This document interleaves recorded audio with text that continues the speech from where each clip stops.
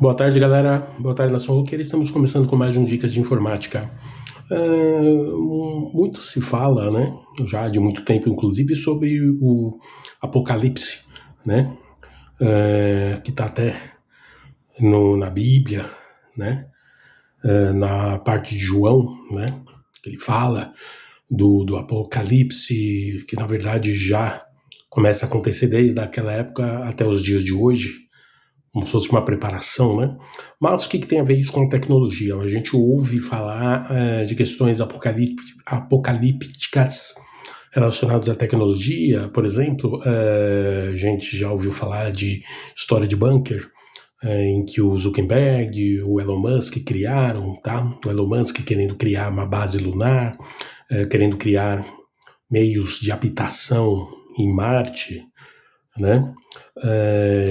Se tem toda essa questão do pane tecnológico que nos deixariam nas mãos, né? Na verdade, assim, existem sinais, né, de empresas como Google, Microsoft, a Amazon, a Meta, né? Elas investem pesadamente em uma espécie de resiliência, continuidade operacional, né, contra grandes ataques cibernéticos, falhas prolongadas de energia, pandemia, evento climático, conflitos geopolíticos, colapsos de infraestrutura, né?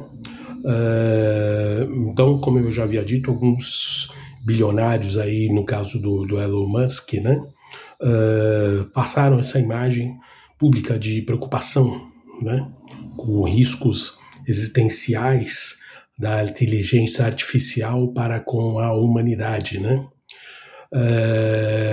E o que eles provavelmente sabem melhor do que a maioria das pessoas, muito melhor do que nós, é quão vulnerável é esses sistemas digitais globais, o crescimento das ameaças cibernéticas, né?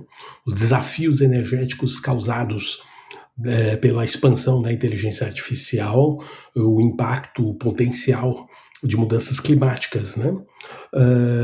E, no caso, as Big Techs não parecem estar se preparando para um fim do mundo, né?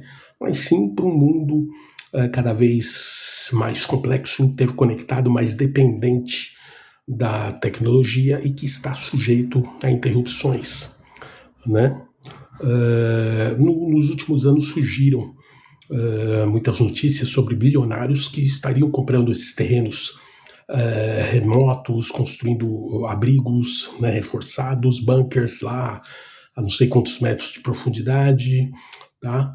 Mas, assim, eles têm, talvez na mente deles e de algumas pessoas próximas deles, de que haveria realmente um apocalipse tecnológico, nos deixaria nas mãos, né? Ao contrário do que era do século XIX para trás, da qual não dependíamos tanto de energia elétrica, né, da tecnologia.